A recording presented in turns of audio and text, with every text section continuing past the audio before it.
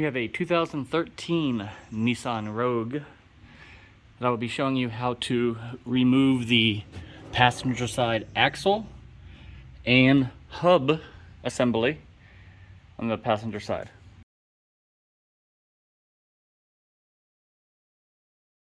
So the first thing you want to do is drain your oil in your transmission. Now would be a great time to go ahead and completely swap out your transmission oil and don't recycle it. This one I just did a transmission flush no more than 1,000 miles ago. So I'm going to save this transmission fluid.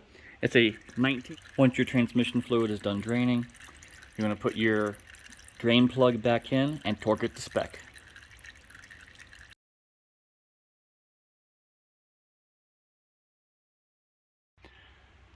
Once you completely drain your transmission, you're going to want to start working on disassembly of your wheel. Brakes are going to come first. So remove the caliper. It's a size 14 millimeter or 9/16.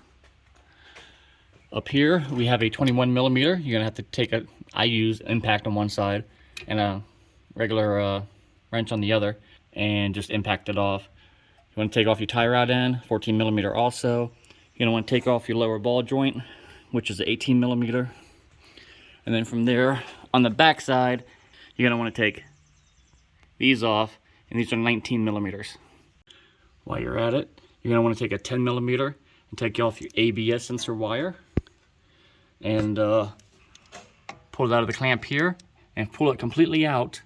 Don't disconnect it, just leave it hanging, because we're going to take this whole assembly off, so that just saves you from breaking the wire.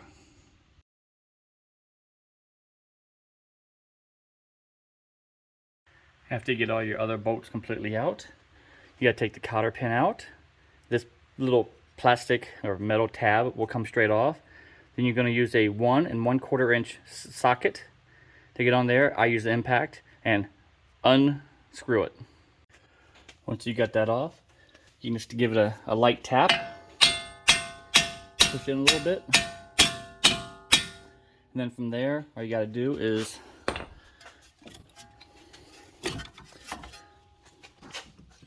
take it out.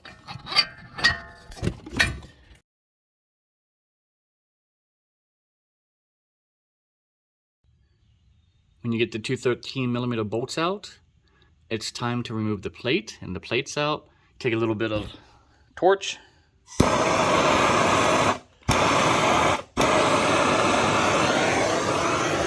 Start getting everything warmed up. Once it's warmed up, all you gotta do is pop on it once or twice and it'll come right out. All right, I had it warmed up. I pulled it one time and the whole thing popped right out. It's that easy.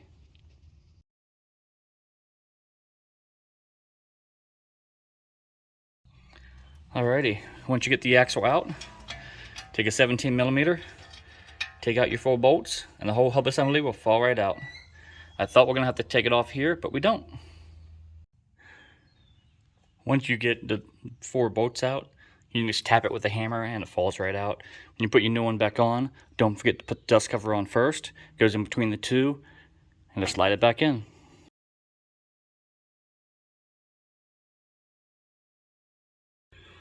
Putting the new axle in, if it doesn't slide all the way in, you can always take this, make sure it's flat all the way, get everything lined up. Then once it's lined up, you kind of push in, and then you take a little hammer and just tap that real lightly to get it to go all the way. This one, because we heated it, it slid right in with no issues.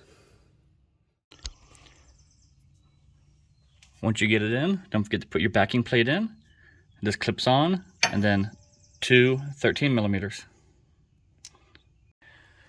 A lot of people make fun of me because I use the longest extension in the world to get into pieces and places. But you know what? When you got to get in someplace really, really deep and not be all tied up in there, I'm way out here. So this is how far I'm out, and I don't have to worry about getting all greasy and nasty.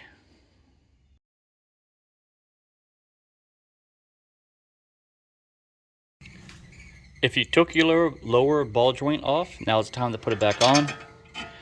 Yeah, I guess you didn't need to take it off after all, but I did. So once you put that back on, you can put your axle inside the shaft and start mounting it all back up.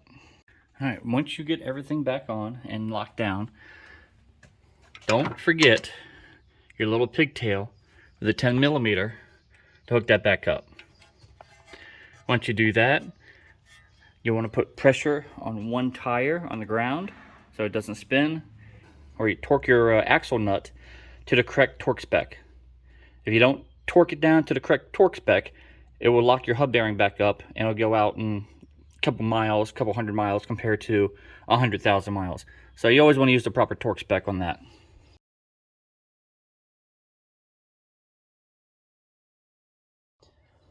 Now that the car is on the ground, you want to take it. It's 136 foot-pounds of torque.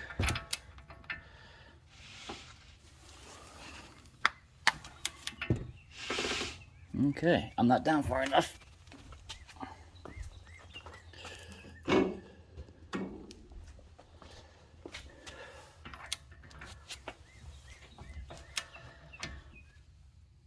There you go, 136 foot-pounds. Once you torqued it, you can put the car back up a little bit. Put your castle nut locker back on. And then your cotter pin.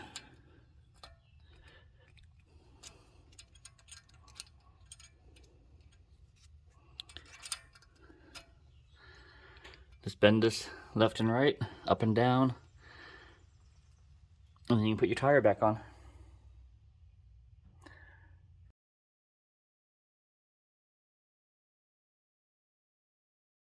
Last thing you need to do before you start the car is put your 6 quarts of transmission fluid back in. Now this uses a CVT transmission fluid, not regular automatic transmission fluid like Dextron or whatever. You want to use CVT in Nissan. So once you put your 6 quarts back in, you're good to go. This job is done.